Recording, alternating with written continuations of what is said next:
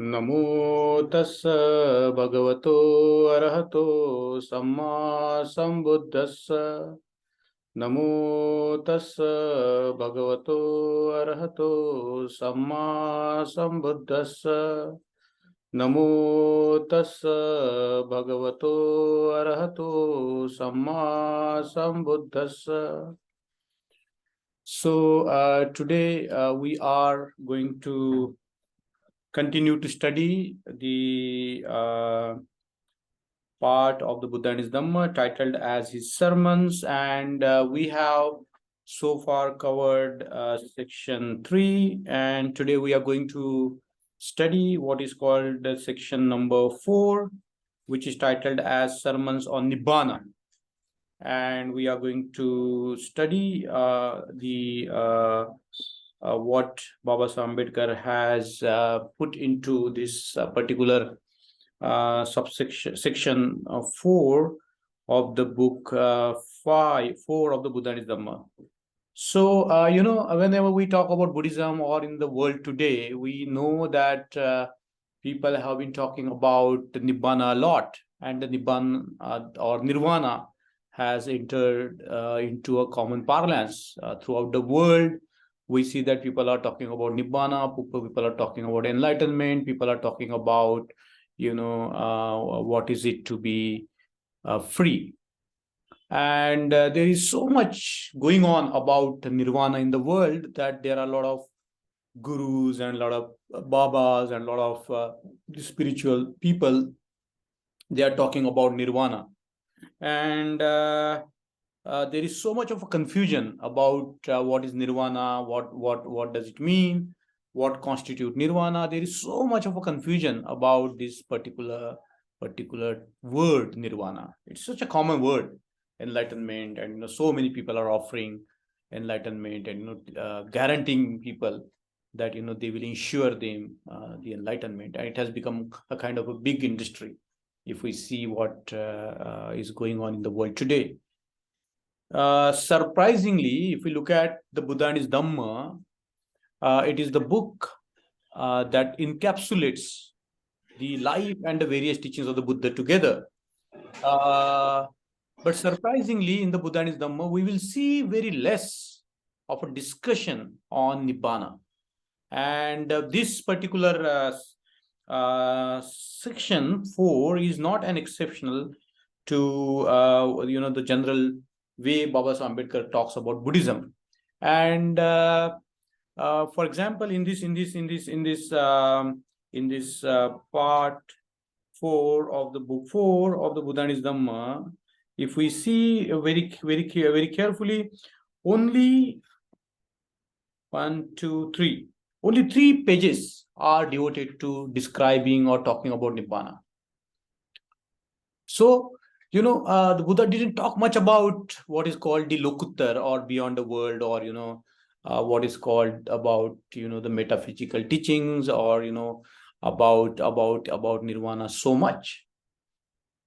And that's why this section 4 helps us to understand very clearly what did Baba Ambedkar, mean in terms of the Buddha's conception of Nibbana. Okay, so Nibbana is of course a Pali word, and in Sanskrit, or the prevalent word in the world today is Nirvana or enlightenment, isn't it? So 3 pages, but very important for us to have a clarity as to what constitute Nibbana. So the sermons on Nibbana is divided into 2 subsections. The number 1 is what is Nibbana, and I'm going to read through some of the content of the subsection 1, what is Nibbana, and then I'm going to offer some of the comments pertaining to this particular section 4. So sermons on Nibbana. What is Nibbana? Once the Blessed Lord was staying at Shravasti in Anathapindaka's Aram, where Sariputta was also staying. The Lord, addressing the brethren, said, "Alsmen, be a partakers not of the world's goods, but of my doctrine. In my compassion for you all, I am anxious to ensure this. isn't it? So the Buddha teaches the Dhamma because he has the compassion for the sentient beings. So Buddha's Dhamma is nothing but the expression of his compassion for the sentient being, for all the human beings. The Dhamma that the Buddha taught is the expression of his compassion. And he says that please become a sharer in the teaching, become the sharer of his doctrine, become the sharer of his Dhamma. That is what the Buddha says. And thus spoke the Lord, who thereupon rose and passed to his own cell. And upon saying just this, the Buddha got up from his seat, and then he went to his own room, his own cell. And then Sariputra took over. So this is very important, that the Buddha had such a confidence in his disciples that he knew that, because having realized the same experience that he has realized, his disciples will be able to, deliver the Dhamma the way he will, isn't it? And it is the teaching of the Nibbana. And Sariputra takes over, and Sariputra remained behind, and brethren asked him to explain what is Nibbana. Isn't it? So imagine a scene, the Buddha is in front of his disciples, then he gets up, goes into his room, and Sariputra takes over. Very important in Buddhism to understand this, that the Buddha had complete trust in the authority of his disciples, that they have understood what he understood. That's the beauty of Buddha Dhamma. It is not just that the Buddha will teach. Buddha had tremendous confidence in his teachings, that whoever follows the path, they will ultimately realize or reach where the Buddha has reached, and they will be able to talk in a manner which will be like communicating the way the Buddha would be communicating, isn't it? So this is very important for us to understand, that Sariputra took over, and the brethren, the bhikshus gathered around him. They asked Sariputra, what is Nibbana? Then Sariputra, in reply to the brethren, said, brethren, know you that greed is vile, and vile is resentment. So the greed and resentment are evil, are bad, isn't it? Now in the Zen tradition, these two are summarized in the two words, kama and krodha. In a traditional Indian languages, they can be called the kama and krodha. But here Sariputra says, know that greed is vile, and vile is resentment. So greed, hatred, because the three poisons in Buddhism, greed, hatred, and delusion, isn't it? So delusion we don't see, is it expressing through greed and hatred, isn't it?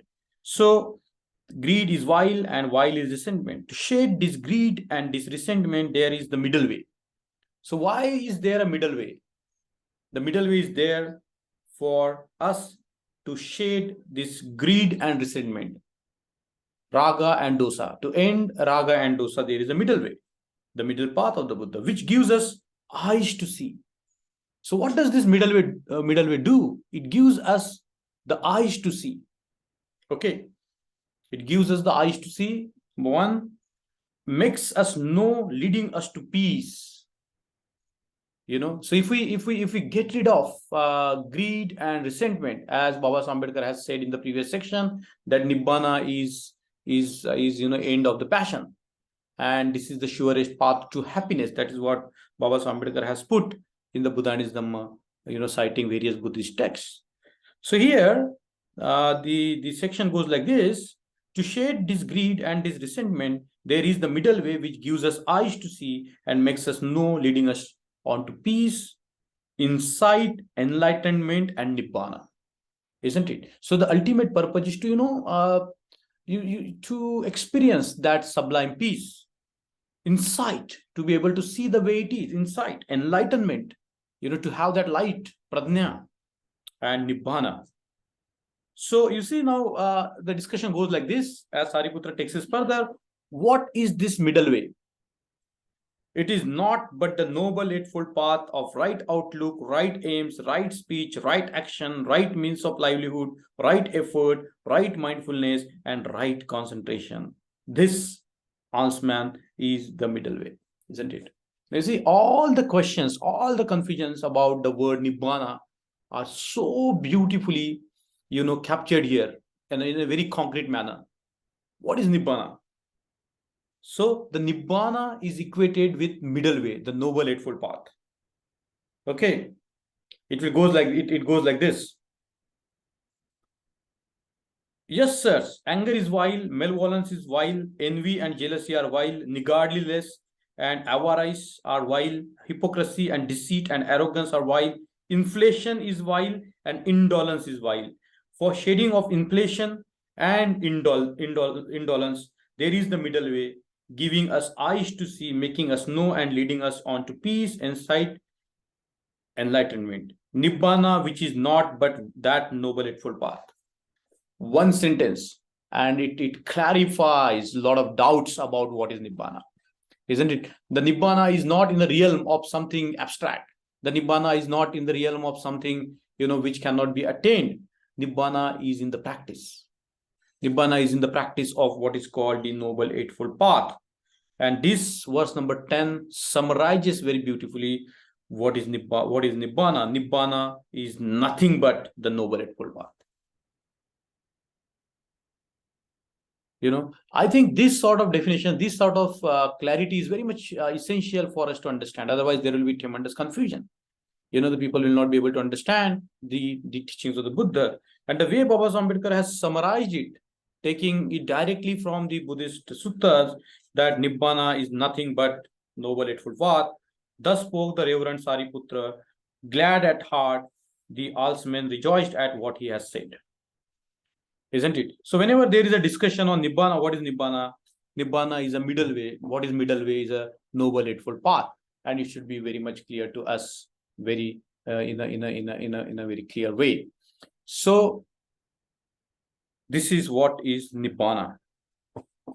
The section 2, the subsection 2 is what are the roots of Nibbana. So what are the roots of Nibbana? Once the Venerable Radha came to the Exalted One, to the Buddha. Having done so, he saluted the Exalted One and sat down on one side. So seated, the Venerable Radha thus addressed the Exalted One, pray Lord, what for is Nibbana? What is the use of Nibbana? What is the purpose of Nibbana? That's what Radha is asking to the Buddha. And this is what the Buddha says. Nibbana means release from passion. Replied the Lord, isn't it? That's the release from passion. But Nibbana, Lord, what is the aim of it? Rooted in Nibbana, Radha, the righteous life is lived. Nibbana is its goal. Nibbana is its end. Righteous life. The blameless life. The life of the Buddha. The life of the personality like Baba Saheb Ambedkar. The blameless life. The righteous life. Isn't it? So this part 1 of the subsection 2 is very clear. The way Buddha has answered Radha. But the part 2 is a little bit complicated. And this is where I'm going to focus much today. And understanding this part 2 of this subsection, the roots of Nibbana, we will have a tremendous clarity about how the concept of Nibbana is given by the Buddha. So let's work on that. So this the subpart 2 is taken from what is called the Maha Malukya Sutta. So there is this person very famous in the Buddhist Sutta. The 3 suttas are attributed to him, and a very famous sutta is attributed to him called Malukya Putta Sutta. And Malukya Putta Sutta is very famous because there the Buddha has talked about has cautioned Malukya that what is important is not the speculative sort of a things. Buddha talks about Malukya goes to him and he says that whether the world is eternal or not eternal, whether people are going to serve, what is going to remain after death, and all those sort of things. So Malukya Putra comes up with what is called the very flamboyant questions, the origin of the universe, end of the universe, so on and so forth. And to Malukya, Buddha says that I have never promised you that I am going to answer this question. I am going to tell you only 2 things, the suffering and the end of the suffering. And then the Buddha gives this very famous example of the poisoned arrow. A man is shot with a poisoned arrow, and that man, having shot by the poisoned arrow, is lying in the blood pool in the crossroad. And the Buddha says that, are you going to inquire? Are you going to conduct the forensic inquiry as to who did shoot the arrow? What is the nature of the arrow? What is the material from which the arrow is made up of, whether the poison, or from where does the poison come, so on and so forth. Buddha says that, are you going to involve in these inquiries? And the answer is, of course, no. The Buddha says that, we will go, we will attend to the person who is shot by the arrow, we will remove the arrow, we will put the medicine, and so on and so forth. So Buddha says that, I don't teach speculation. I teach what matters to the humanity, the suffering and the end of suffering. So that's one sutta where this Malukya Putra comes. And there is a second sutra where Malukya Putra comes, is about, the Buddha teaches him about the senses. But that is not the sutta that Baba Ambedkar has referred here. It's a long sutta about Malukya Putra, titled under his name, Maha Malukya Putra Sutta. So, this is a long sutta because it's a very, very large sutta. And here in this particular section, Baba Ambedkar has taken just 14 verses. And if we do not have access to the what is called the total sutta, we cannot understand this teachings here, isn't it? So what is important is to understand this particular subsection from that the bigger sort of a version of the sutta, and that is what I'm going to do here. So here just 12 verses have been taken up by Baba Ambedkar here, and the sutta that you can always find on the web, called the Mahamalukya Sutta. And I encourage all of you to please read that Mahamalukya Sutta, because it has got tremendous sort of content which can help us in understanding the Buddha's conception of Nibbana. So according to Buddha, to realize the Noble Eightfold Path, there are 10 fetters, there are 10 barriers, because of which we are not able to realize Noble Eightfold Path. And because we are not able to realize the Noble Eightfold Path, we are not able to practice or attain Nibbana. Very clear, isn't it? So there is a Noble Eightfold Path, we are not able to realize it. Why? Because there are 10 barriers. And unless we take care of those 10 barriers, we cannot practice or realize the Noble Eightfold Path. And if we cannot practice or realize the Noble Eightfold Path, we cannot experience the bliss of what is called the Nibbana. Very clear, very logical, isn't it? So here in the Mahamalukya Putra Sutta, the Buddha talks about the 5 lower fetters. The 10 fetters are divided into 5 lower fetters and the 5 higher fetters. And it is said in the Buddha's teachings that if we can break the 5 lower fetters, the 5 higher fetters are not difficult to break, isn't it? So there are what are called the 10 fetters. So here in the Malukya Putra, Buddha talks about the 5 lower fetters, isn't it? So what I'm going to do, I'm going to quickly read these 12 verses, and then I'm going to go back and gloss over the section here from the point of view of the Malukya Putra Sutta, and I'm going to bring something very unique to Baba Sahib's understanding of Nibbana from the other book, the Buddha or Marx, because I think that's very important to bring it here. So let me read it quickly, and then we will ponder over what is it all about in the Malukya Putra Sutta. So once the Exalted One was dwelling at Shravasti in Jeta's grove at Anath Pindika's park. Then the Exalted One called the brethren, saying, "Brethren, yes, Lord," replied those brethren to the Exalted One. Yes, the Exalted One thus spake, "Do you bear in mind, brethren, the 5 fetters that bind to the lower world as taught by me?" So Buddha is asking a question. Do you understand the 5 fetters that I taught to you, which binds you to the lower world? Whereupon the Venerable Malukya Putra said this to the Exalted One, "I, Lord, bear in mind those 5 fetters." So he says that, yeah, Lord, I know the 5 fetters. And how, Malukya Putra, do you bear them in mind? So Buddha asked him, how do you understand them? How do you bear them in your mind? And this is what Malukya Putra says. "I bear in mind, Lord, the view of bodyhood." Okay, if you want to note down, bodyhood is technically in Pali called what is called the Satkaya Ditti. the view in the personality, the view that I exist, the view that I exist in my body, satkaya ditti. Okay, self-delusion about personality. Okay, very important, very interesting way to understand it. Okay. So I bear in mind, Lord, the view of bodyhood as taught by the Exalted One, and wavering. Wavering is called vichikicha, the mind that is full of doubt, the mind that is not sure, the mind which is completely gone haywire because of the doubt or confusion, and the moral tent of dependence on rite and rituals. Sila vata paramarsh. It's called in Pali Sila vata paramas. Means believing that if we practice certain rites and rituals, it will lead to morality. Isn't it? So if we look at even the 5 precepts from this particular doctrine, if we take them as a ritual or rite, not as a stepway to Nibbana, then we might, find ourselves in the track of what is called the Sila Vrata Paramarsha, moral tent of dependence on rite and ritual.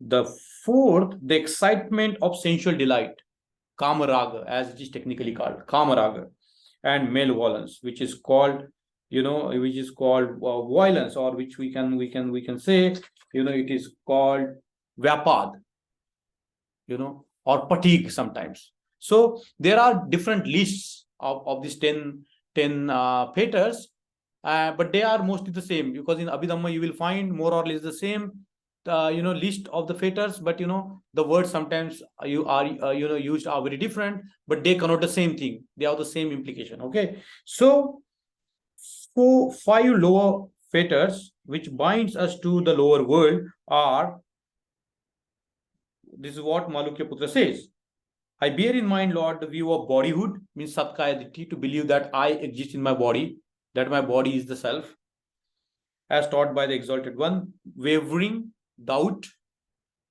and the moral tent of dependence on rite and ritual, the excitement of sensual delight and malevolence, taught by the Exalted One as fetters that bind to the lower world. These are 5 fetters that I bear in mind, Lord.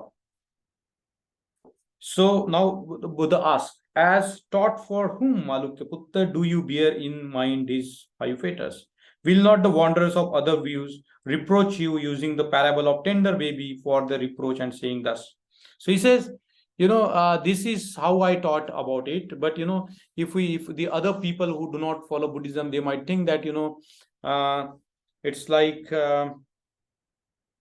it's like they will use the parable of a tender boy, very young boy or young girl, as to how do they live their life, isn't it? So, for example, let's look at this.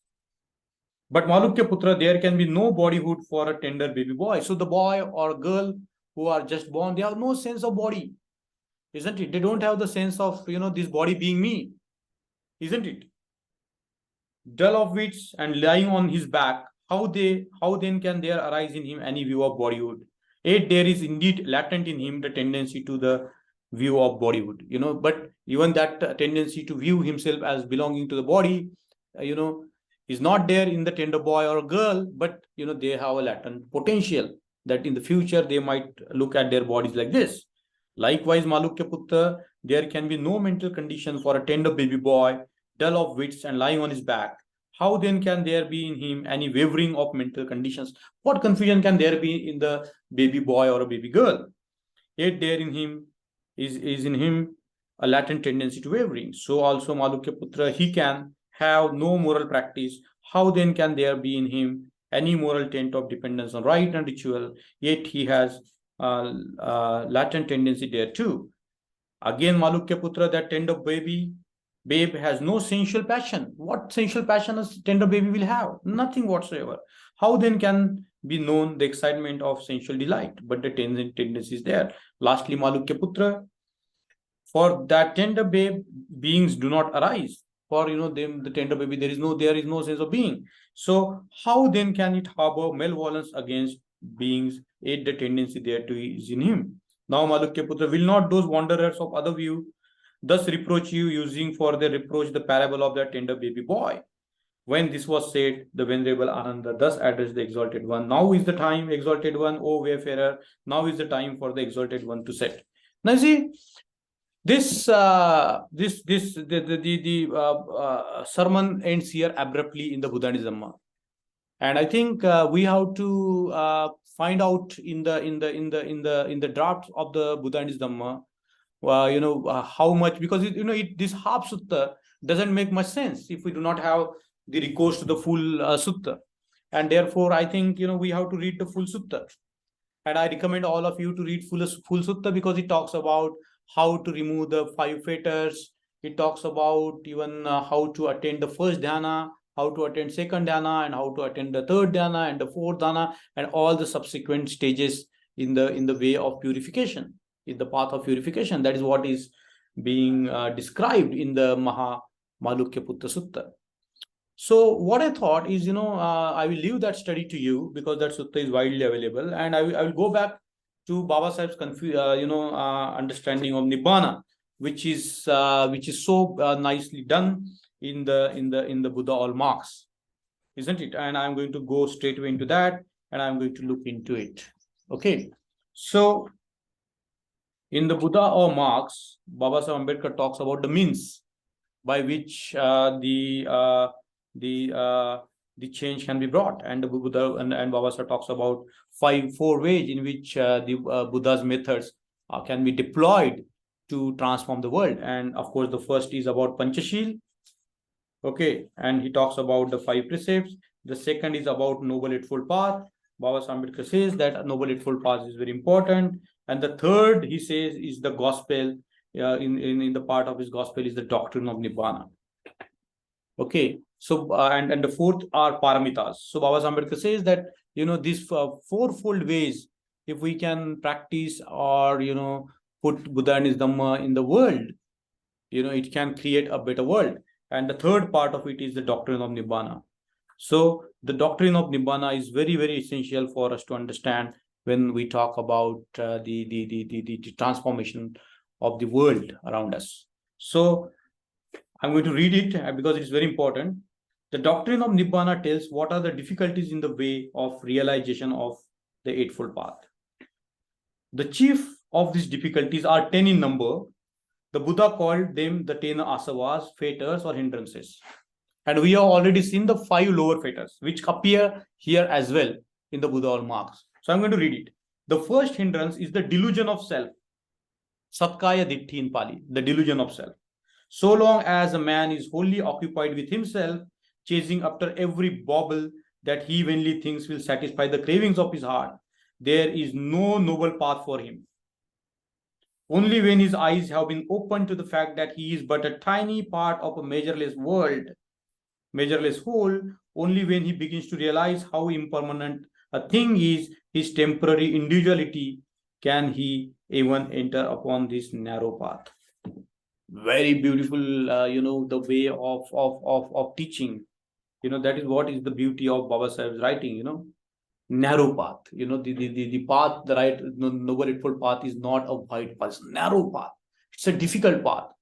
And only when we realize the impermanence of our being, we can set ourselves on this path. I'm going to read it again because it's very beautifully put by Baba Sahib Ambedkar. And in Pali, it is called Sakkaya Ditti, or in Sanskrit, it will be called Satkaya Dishti. Delusion of self, as Baba Sahib Ambedkar called. The first hindrance is the delusion of self. And what Baba Sahib Ambedkar has written here, so long as a man is wholly occupied with himself, if we are full of ourselves, very much occupied, with ourselves, chasing after every bauble that he vainly thinks will satisfy the cravings of his heart. We are wandering here and there, thinking that this will satisfy me, that will satisfy me, this will give me fulfillment, and so on and so forth. There is no noble path for him, isn't it? If we are trying to chase pleasure everywhere, there is no noble path for him. Only when his eyes have been opened to the fact that he is but a tiny part of a measureless whole, only when he begins to realize how impermanent a thing is his temporary individuality.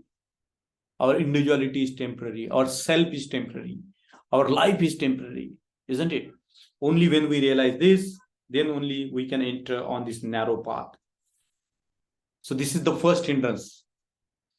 The second is doubt and indecision. Listen carefully.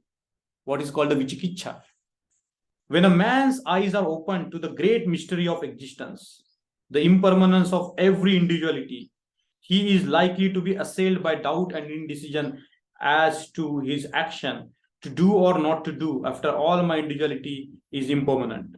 Why do anything? Why do anything are questions which make him indecisive and inactive, but that will not do in life. He must make up his mind to follow the teacher, to accept the truth, and to enter on the struggle, or he will not get further. Beautifully explained by Baba Sahib Ambedkar that, when we realize that, there is impermanent everywhere, there is nothing to hold on to, what do we do? Isn't it? So whenever there is this doubt in the mind, isn't it, about individuality, it is very important to follow the teacher, the Buddha. Traditionally it is called, we have to have a firm belief in the teachings of the Buddha. We have to have a firm belief in the Buddha himself. That is why we say Buddhang Saranam Gacchami, isn't it? To follow or to understand the Buddha. And this is what is very much clear here, to follow the teacher, to accept the truth, isn't it? To accept the truth of the impermanence and to enter on the struggle. So, the Buddhist life or the path of Nibbana is a life of a struggle. It is not an easy life. We have to struggle all the time. We have to strive all the time. That is what the Buddha says, that Vaya Dhamma Sankhara Appamadena Sampadet, that all the conditioned things are, transient. Therefore, strive with diligence. If we have to understand the Buddhism, in a very simple manner, it's striving, it's struggling, isn't it? It's not to be passive. It's not to be, becoming indolent. Neither inflated nor indolent. That is what has these two beautiful words that we find in the Buddha and Dhamma when we saw the previous sort of sections. So you see, the second is doubt and indecision. The third is dependent on the efficacy of the rites and ceremonies. No good resolution, however firm, will lead to anything unless a man gets rid of ritualism, of the belief that any outward act, any priestly powers, and holy ceremonies can afford him an assistance of any kind. It is only when he has overcome this hindrance that man can be said to have fairly entered upon the stream and has chance sooner or later to win a victory. There is a technical word, entered upon the stream, which means Shrotapanna. So if we have these three fetters weakened, we enter in the stream. We cannot come back. This is called the Shrotapanna. And then the fourth consists of bodily passion, Kamaraga. And the fifth is the ill will towards other individuals, hatred, malevolence, fatigue. So you see, if we do away with these five lower fetters, we are set on our path. That is what the Buddha says, isn't it? Then the other things, other five, which we are going to look into this. The sixth is the suppression of the desire for a future life with a material body, and the seventh is the desire for a future in an immaterial world. The eighth hindrance is pride. The ninth is self-righteousness. These are failings which is most difficult for men to overcome and to which superior minds are particularly liable. A presile contempt for those who are less able and less holy than themselves.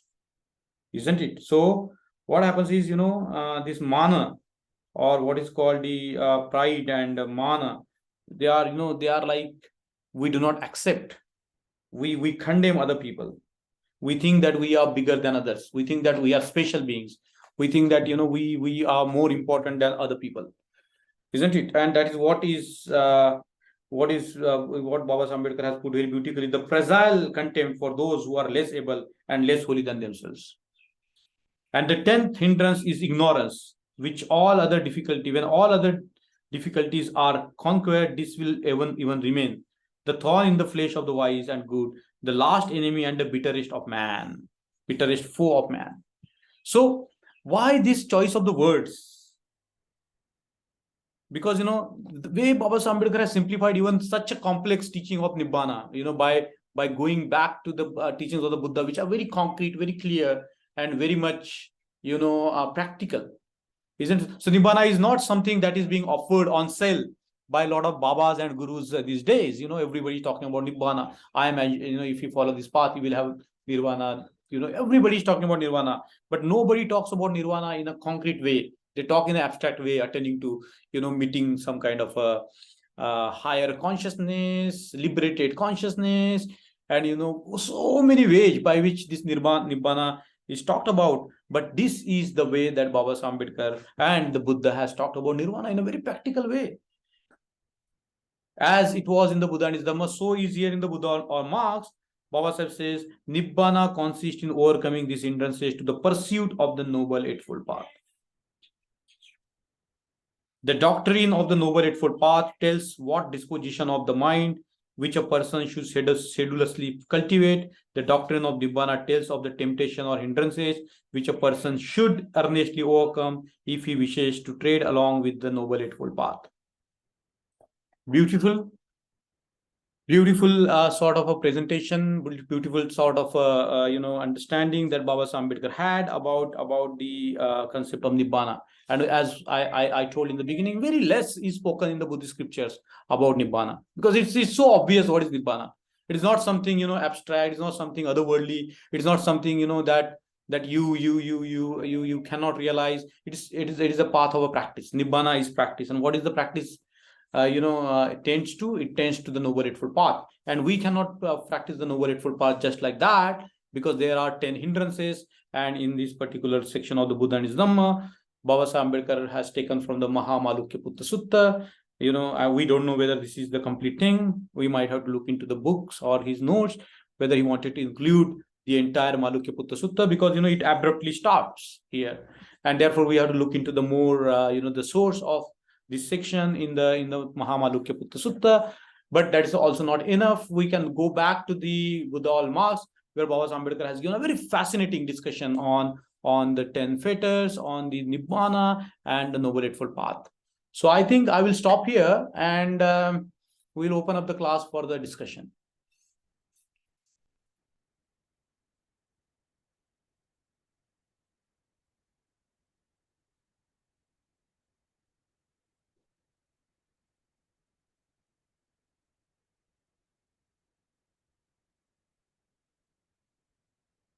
Anything? Jai Bhim Namo Buddhaya, sir. Jai Bhim, Jai Bhim. So, first of all, sadhubad to you for connecting these two different books and giving the philosophy of Nibbana in a very beautiful way. The thing is that I want to share over here is that we have learned a single word in this section. What is Nibbana? And that is very much written in the 10th point, that Nibbana, which is nothing but the Noble Eightfold Path. And what is came into my mind is that we are at the page number 395 of this book. And if all of a sudden someone opens this page and read this line only, then he will not follow those words. What it means that we have to go through 398 pages word by word to understand this. Nibbana is nothing but 8 noble path. That's my reflection, sir. Thank you so much. No, very, very nicely said. Very, very nicely said. Thank you, sir. And the thing is that in each 8-fold paths, whatever it is written, and it has been in elaborated way has been defined what are those 8 things. And we have to practice. Means practice is much more than reading. And from reading we will know the path how to practice. That's true.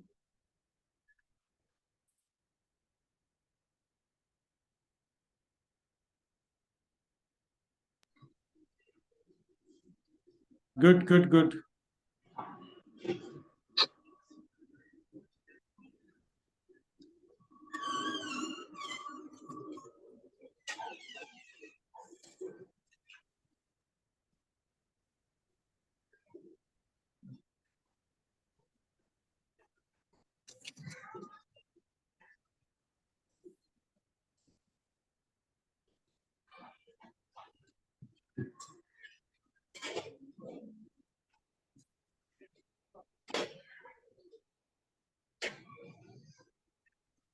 Very good.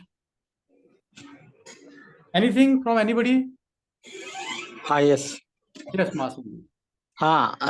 Sir, this Nibbana Hmm. and Nirvana, these are two terms. Yeah. Most of the people are confused that those are identical terms like that. The people presume that both are one and same. Yeah. But it is not so, I feel. Right. Nibbana is the way to attain Nirvana. Isn't it? I think Mahasanji, you are right, because these both words are different. In Pali, it's Nibbana. In Sanskrit, it's Nirvana, right?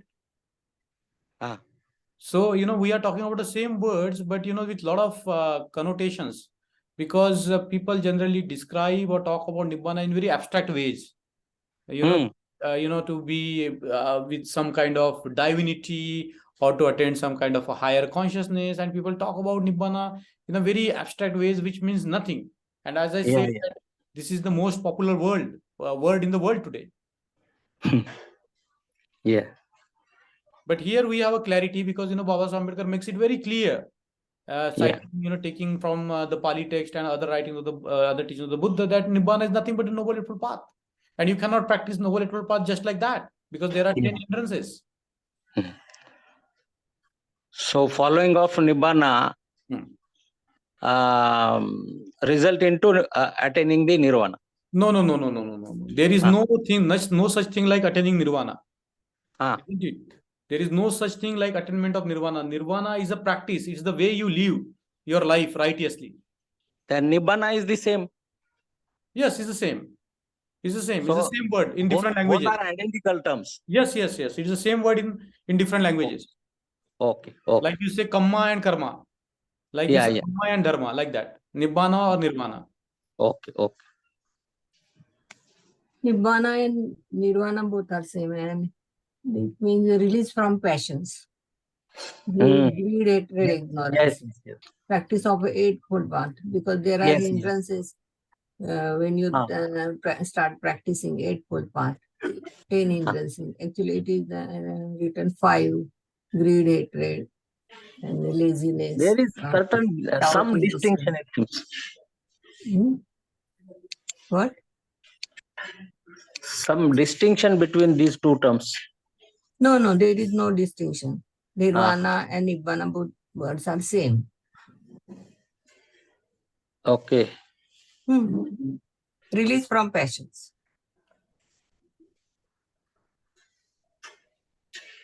See, when Mahasanji, when your mind is released from the impurities, you will follow the eightfold path naturally. Isn't it? You will follow the eightfold path naturally, and when you follow the eightfold path naturally, you will be, there will be end to the dukkha. Isn't it? So it's not one shot. It's a practice. Nibbana is a practice. It is a continuous process. A continuous process. So what happened at the Bodhi tree? The Buddha didn't stop. Isn't it?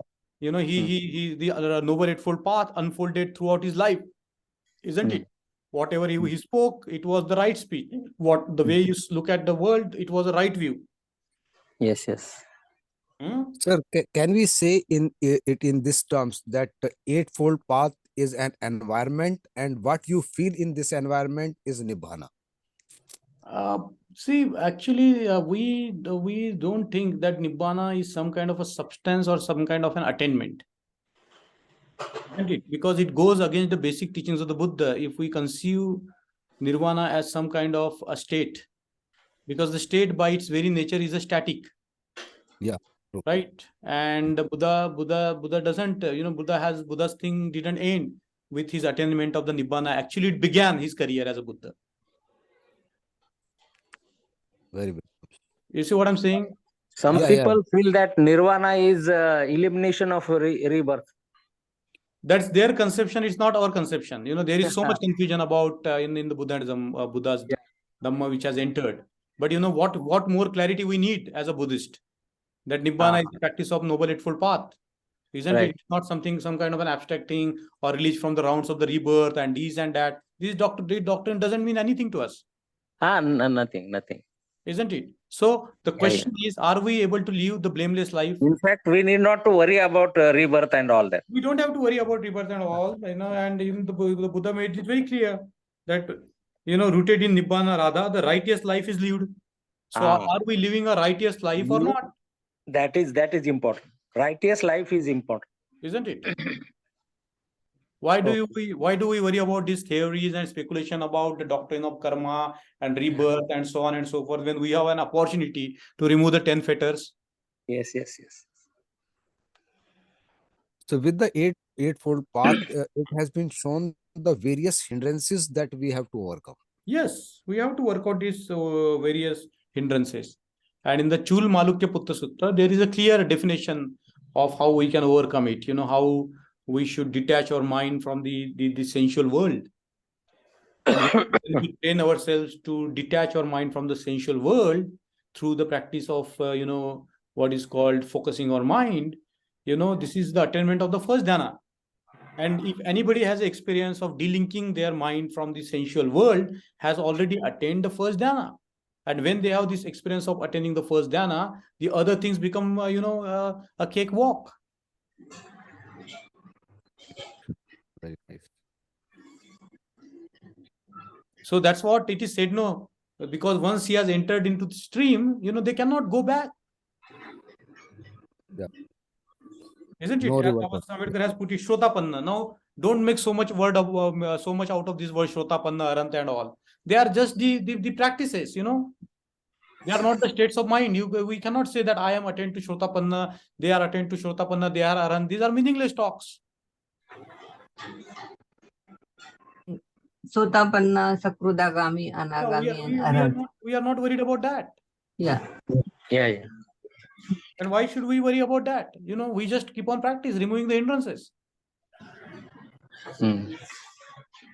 So from this we can realize how Buddha has looked into very minute human psychology that a human could face in his life, and on that he has given so beautiful path to follow.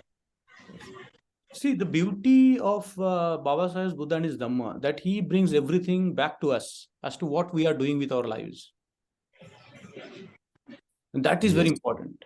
What we are doing with our lives. Are we living a meaningful life? Are we living a righteous life?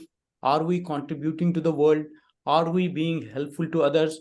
Are we being, a part of the transformation of the world? Very clear, isn't it?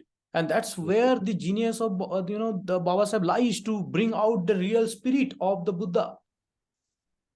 Yeah. It always comes back to us. Even the doctrine of Nibbana, which creates so much of a confusion around the world, and people think that, if they smoke something, if they indulge in some kind of, the mind transferring substances, this nirvana, that ecstasy is nirvana, that bliss is nirvana, and whatnot. If they chant a particular words for a long time, they say, oh, it's nirvana. No, it's not like that.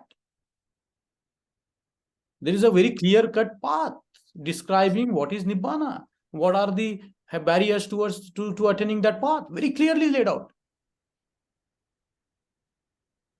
You see what I'm trying to get it at? Yes. There is a lot of confusion. We don't worry about what they are doing. We just keep on practicing. We don't involve in the speculative discussion, just the way Buddha has taught to Malukya Putta. Don't worry about, from where the arrow comes from, who shot the arrow. First, you attain the person who is hit by the arrow. But to clear the all concepts and understanding, we must read Buddha and his Dhamma. That is only text where we can get the vision, right view. Yes. Yes, very true, very true, very true. Any other question?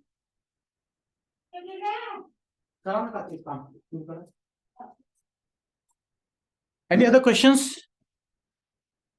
So one confusion. As we are moving on this roadmap, that after this eightfold path, Nibbana theory, that what the next stage is, that we are attaining some kind of wisdom to lead the eightfold path in a better way. once your mind is clear, once you have a right vision, all your life is lived according to that vision. We don't have to make any special efforts once our mind is purified. Once we see the way it is, Right, sir.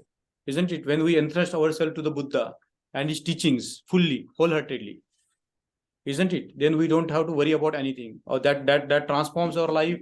And if we begin to transform our life, it has a transforming effect on the society as well. Yeah, and we will having the indicators of that change also, that we can feel that changes. That you can feel for yourself. You can see more bliss. You can see more peaceful, being. Yeah. You have very penetrating, very sharp mind, Yes. isn't it? You can see Yeah. that. Look at Baba Sahib's life. Yeah. Even in the middle of so many things, he's always grounded in the reality. Yeah. So Right. anybody would like to say anything? View of bodyhood means not understanding the impermanence of body, Yes. body and Nam and Rupa. That there is no self, no. Believing that I belong to body. Mm, That this body is me. yeah, me, I, mine, everything is mine. So I hope. Believing in body. Yeah. Anybody would like to say anything now at this stage, or should we end the class here? Jai Bhim, sir. Jai Bhim. Jai Bhim, Rahul. Sir, actually, sir, 3 hindrance we are having in our nirvana, that haters, greediness, haters, and delusion. The haters and greedy we are easy to understand, but delusion is very difficult to understand. Very difficult to understand. Delusion means we don't know what is amoha or anyan. So how we can understand the delusion means? Yeah. That greediness is, yeah, we know greediness is easy. Haters also easy, but delusion Yeah. difficult to understand that. Can you clarify that? Yes, we can. See, you see, by delusion, the delusion of self, for example, if you take the example of a delusion of self, isn't it? All the time we construe ourselves as some kind of a permanent reality, isn't it? That there is some I, that we always try to identify ourselves, a reference point as me, as I, right? Correct. And Yeah. that illusion is created by the language we speak. That illusion is created by the society around us, isn't it? That sense of me. So, for example, to just give you an example of the society that is there in which we live, caste, for example, isn't it? So, can there be anything that can identify yourself with the caste? No. It's just a word. It's just a label, as Baba Ambedkar says. But all the time, in the Indian societies, people are referring to something which is fictitious. Correct. Just like that, the sense of the self is fictitious. It's a mental construct. Isn't it? But, we talk about the impermanence of individuality. But do we really believe that, we are going to die one day? No. Do we accept the reality that, this can be our last moment? Yes, we not. We feel that our body is static, but it is not static. It is arising and passing away like a flow of river. Yeah. You see, Rahul, why there is this delusion very difficult to understand? Correct, sir. Yeah. Isn't it? So greed is very easy because we can see our greedy nature trying to grasp this, grasp that, and purchase. But even the center of greed is our self. Yes. And even the center of the hatred or resentment is our self. Because we believe that there is a permanent self in me. I am going to live forever. I am going to be there forever. Correct, sir.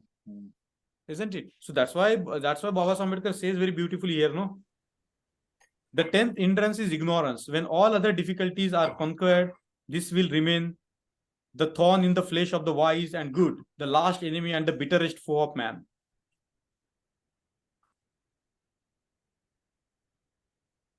You got it?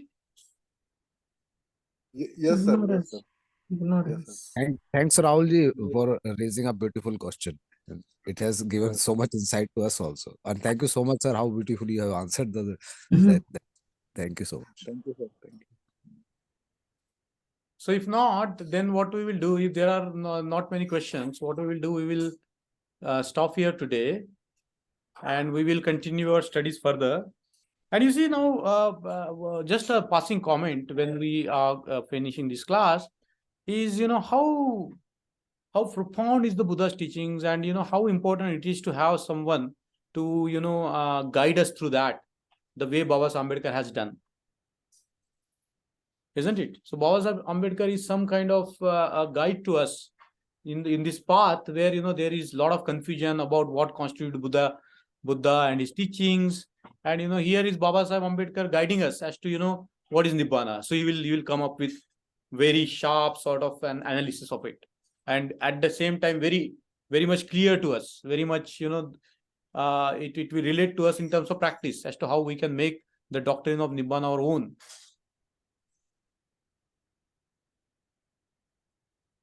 Yes, true, sir. Very true. So I encourage, like, all the time, go back to Buddha and his Dhamma, read it again and again, understand it again and again, because there is so much in the Buddha and his Dhamma which we need to discover. Yes. All right, then. See you next week. Jai Bhim.